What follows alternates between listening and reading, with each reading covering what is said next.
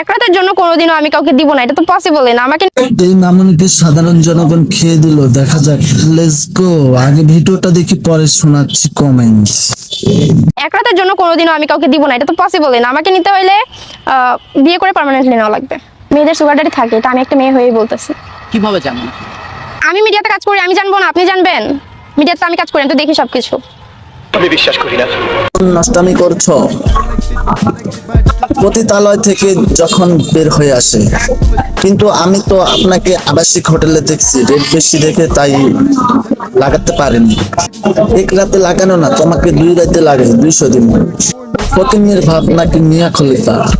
200 টাকায় যাবি, তুই গেলে আয়। আমরাও জানি 1 প্লেট ফুচকা খাওয়ানোর পর তুই যে ঠ্যাং উঠাইয়া দেওয়া শুরু করে দাও। তোরে তো 1 ঘন্টার জন্য কেউ নিব না, 50 টাকার উপরে হইব না।